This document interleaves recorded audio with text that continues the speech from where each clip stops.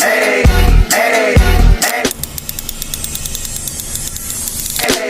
got a condo in Manhattan.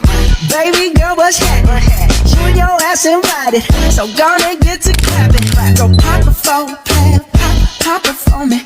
Turn around and drop it for a plan, drop it for me. I'll rent a beach house in Miami. Yang perempuan siapa?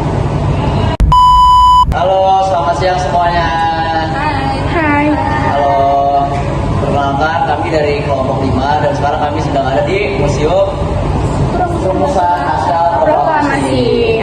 Oke, sebelum itu kita perkenalan dulu kali ya. Perkenalkan, nama aku Jefan Posta Prigadi. Aku Intan Rafi. Aku Faiza Fitria Rahma. Aku Nur Syifa Miranda. Aku Livia Wen. Aku Valen. Oke, sekian itu aja. Let's take our time tonight, girl. Above us all the stars. Halo guys. Halo. Jadi sekarang kita lagi di perjalanan menuju Museum Naskah Proklamasi. Ya. Kita naik guys. Nih duduk. Ini berempat nih, 1, 2, 3, satu lagi mana nih? Faiza. Nih kita berempat, kurang satu. Kurang satu, tapi Gak apa-apa. lagi jalan kok. Kita lagi di jalan. Ya, see you di museum. Bye. Right now, so baby, let's just turn down the lights and close the door. Ooh, I love that dress, but you won't need it anymore. No, you won't need it. Halo. Kita udah sampai ke Museum Naskah Proklamasinya nih. Ayo ngomong. Halo. Jadi kita udah sampai Museum Perumusan Naskah Proklamasi. Stay tune guys. Oke. Ooh, take it off for me now, girl. I'll unzip the bag and wipe. Oke, jadi teman-teman, kita sekarang lagi ada di ruang tamu di Museum Perumusan Naskah Proklamasi. Jadi tempat ini adalah tempat pertemuan Ahmad Subarjo, Bung Hatta dan Bung Karno bertemu dengan Laksamana Tadashi Maeda. Jadi pada tanggal 16 Agustus 1945, Bung Karno, Bung Hatta dan Ahmad Subarjo diterima oleh Laksamana Muda Tadashi Maeda di kediamannya sekitar pukul 10 malam sepulang dari Rakas Depok. Jadi mereka menjelaskan kepada Maeda tentang akan diadakan pertemuan untuk persiapan menjelang Indonesia Merdeka. Ya teman-teman, bisa dilihat di sini adalah ruang tamu tempat para tokoh bangsa kita ini berdiskusi. Di sini ada Soekarno Hatta, bisa dilihat. Ini keren banget sih Soekarno. Nah ya, jadi mereka ini berkumpul pada malam hari di tanggal 16 Agustus 1945 setelah peristiwa penculikan Soekarno Hatta ke Rengas Dengklok. Nah, dan di ruangan ini terjadi diskusi awal tentang pelaksanaan proklamasi kemerdekaan Indonesia. Ini bisa lihat nih. Ini beliau sedang memikirkan nih teks proklamasi. Terus itu juga ada di situ ada teksnya terus. Nah, singkat lah apa yang keren. Oke. Nah, oke teman-teman, beberapa tambahan informasi tentang perumusan naskah proklamasi. Nah, jadi menjelang dini hari sekitar pukul 3 subuh tanggal 17 Agustus 1945. Nah, Bung Karno, Bung Hatta dan Ahmad Subarjo ini memasuki ruang makan dan mereka duduk seperti bisa dilihat tadi. Terus juga kalau Soekarno ini dia tugasnya itu dia menulis, jadi dia yang menyiapkan teksnya. Sedangkan Ahmad Subarjo dan juga Bung Hatta mereka yang menyumbangkan pikiran mereka. Nah, setelah teks diberi judul proklamasi, dialog pertama yang dihasilkan dari kesepakatan 3 tokoh tersebut adalah kami bangsa Indonesia dengan ini menyatakan kemerdekaan Indonesia. Kemudian kalimat kedua ditambah oleh Bung Hatta berupa pernyataan mengenai pengalihan kekuasaan. Akhirnya selesailah konsep naskah proklamasi dengan beberapa coretan sebagai tanda bahwa pertukaran pendapat ini terjadi dalam perumusan naskah proklamasi. Nah, jadi bisa dilihat ya, bahkan sebelum Indonesia merdeka kita tuh sudah ada sifat demokratis, kita sudah ada sifat musyawarah. Nah, yaudah setelah selesai naskah tersebut dibawa ke serambi muka untuk dibacakan di hadapan para tokoh yang telah menunggu. Oke.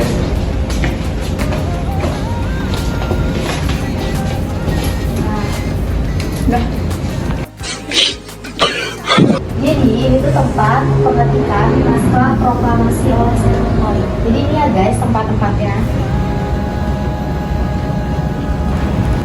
Oke, jadi setelah konsep naskah proklamasi yang disusun sama Bung Karno, Bung Hatta, dan Ahmad Soebarjo disetujui oleh para hadirin, jadi Bung Karno meminta agar saya Melik mengetik naskah proklamasi tersebut dengan kritik yang dekat dapur. Karena Sayuti Melik adalah seorang jurnalis, jadi pada saat pengetikan Sayuti Melik ada melakukan perubahan 3 kata, yaitu kata tempo menjadi tempo, kata wakil-wakil bangsa Indonesia berubah menjadi atas nama bangsa Indonesia, begitu pula dalam penulisan hari, bulan, dan tahun. Lalu setelah naskah proklamasi selesai diketik, segera dibawa kembali ke tempat hadirin untuk ditandatangani oleh Bung Karno dan Bung Hatta di Pianus. Nah, jadi di sini ada pengesahan naskah proklamasi. Konsep naskah proklamasi yang telah dirumuskan oleh Bung Karno, Bung Hatta, dan Ahmad Soebarjo dibawa ke Serambi muka menemui para hadirin yang telah menunggu. Bung Karno kemudian membacakan rumusan pernyataan kemerdekaan yang telah dibuat itu secara perlahan-lahan dan berulang-ulang. Sesudah itu beliau bertanya pada para hadirin setuju atau tidaknya terhadap rumusan itu. Menurut Bung Hatta, jawaban dari hadirin adalah gemuruh suara menyatakan setuju. Kemudian diulangi lagi pertanyaan oleh Bung Karno, benar-benar saudara setuju? Jawabannya adalah sama, yaitu setuju. Kemudian sempat timbul pertentangan pendapat mengenai siapa yang akan menandatangani naskah proklamasi tersebut. Akhirnya, Soekarni maju ke muka dan dengan suara lantang mengatakan bukan kita semua yang hadir di sini harus mendatangani naskah, cukup 2 orang saja mendatangani atas nama rakyat Indonesia, yaitu Soekarno dan Hatta. Usul itu pun diterima hadirin dengan tepuk tangan dan berseri.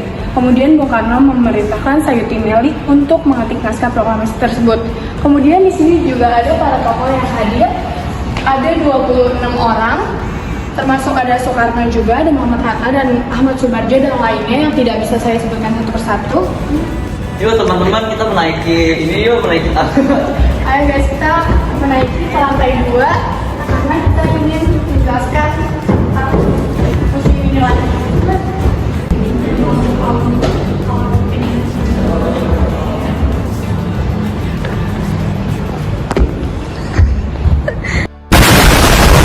Oke guys, jadi di sini terdapat memori antik. Nah, di sini juga ada naskah proklamasi dan tanda tangannya guys. Tuh guys, sangat keren sekali. Dan ini kembarannya Jevan.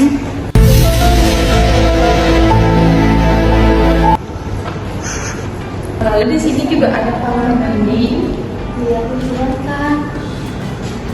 Sama kayak baju Ika ya. Diam. Jadi ini ada kamar mandi guys. Kamar mandi para pahlawan. Jadi di sini juga ada kaset guys. Kaset wawancara dia dan Siti Melik tentang perumusan naskah proklamasi. Jadi keren. Jadi di sini ada 13 tokoh yang dipamerkan di pameran ini. Ada yang kita resmi jadi pahlawan nasional. Siapa aja? Yang pertama itu ada Soekarno, Muhammad Hatta, Supomo, Tuku Bung Hasan, Iwan Kusuma Sumantri, Soekarni, Aigusti Ketut Puja. Jadi di sini ada ruangan atribut ya. Jadi supaya tokoh-tokoh di sini itu tampil berkesan dalam keseharian mereka. Dari sini juga ada koleksi-koleksinya, lihat. Ini adalah pakaian yang dipakai oleh para tokoh-tokoh. Di sini kita ada di ruang atribut dan pertama di sini ada baju mentel, dan yang kedua ada baju jas Soekarni, yang ketiga ada toga Supomo, lalu selanjutnya di sini ada topi warna hitam Supomo, dan di sini ada blankon Sutarjo, dan di sini juga ada topi Supomo warna abu-abu. Di sini juga ada satu buah topi Suwiryo, terus juga ada kacamata dan arloji, lalu ada tongkat dan mentel, lalu selanjutnya ada ikat kepala dan destar dari kain, lalu ada tongkat teku dan baju, lalu ada pecinya juga. Dan di sini yang terakhir ada sepatu dan dasi. Oke, terima kasih. Jadi di sini ada pesan dan kesan. Hah? Keren banget sih. Ini mana kita tulisnya di mana? Proud of museum ini. Guys, di sini terdapat bendera merah putih. Dan ada juga master dan nah, lalu di sini ada ruang aktivitas. Para tokoh kemerdekaan memiliki kegiatan dan pekerjaan yang berbeda mulai dari peran di bidang pekerjaan profesional hingga aktivitas politik yang kesemuanya memberi kontribusi besar bagi kemerdekaan. Sumbangsi mereka ini sangat didukung oleh alat-alat yang kini menjadi bagian dari koleksi Museum Perumusan Naskah Proklamasi. Dan barang-barang ini akan dijelaskan oleh Faiza. Nah, di sini ada Raja Merek Philips. Nah, jadi ini yang sini gambar sini.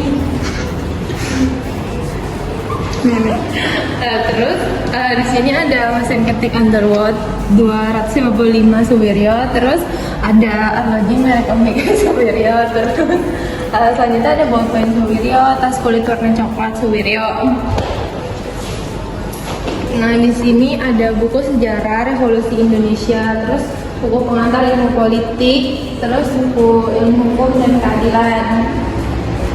Terus selanjutnya di sini ada plakat Pahlawan Nasional tahun 2002.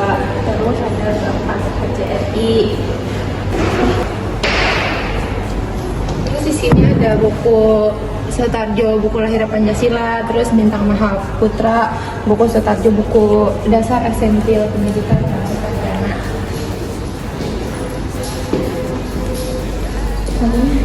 Terus di sini ada mesin ketik merek Royal Hamidan dan sini ada pena merek Aero Hamidan. Jadi naskah proklamasi ini terdapat 2 lantai dan ini lantai 2 dan kita sekarang mau ke lantai 1 lagi. Hah? Aduh pusing, pala otak, pala Barbie pusing. Di ruangan kerja ini, saya kembali mengatik naskah proklamasi kemerdekaan Indonesia pada malam 16 Agustus 1945. Naskah ini sebelumnya dituliskan oleh C.M. Soekarno, lalu dibawa ke sini untuk diketik secara resmi. Mesin ketik yang digunakan merupakan pinjaman dari kantor militer Jerman. Saya kembali melakukan beberapa perubahan penting seperti tempo menjadi tempo, wakil bahasa Indonesia menjadi atas nama bahasa Indonesia yang dibacakan oleh Bung Karno keesokan harinya di 17 Agustus 1945.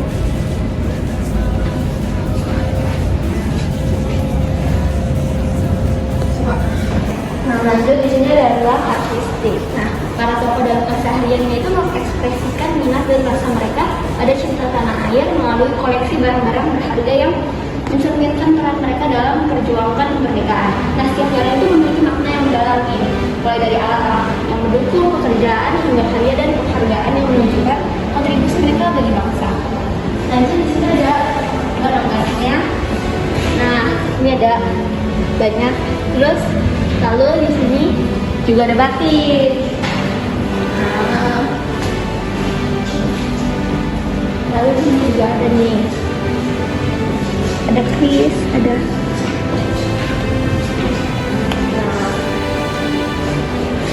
Ini ada foto yang pidato pembukaan menjelang pembacaan teks proklamasi.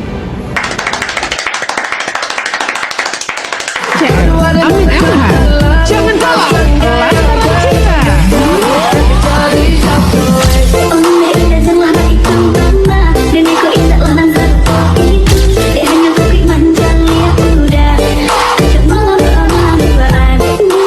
Oke, terima kasih. Sekian dari kelompok 5. Wah. Bye bye.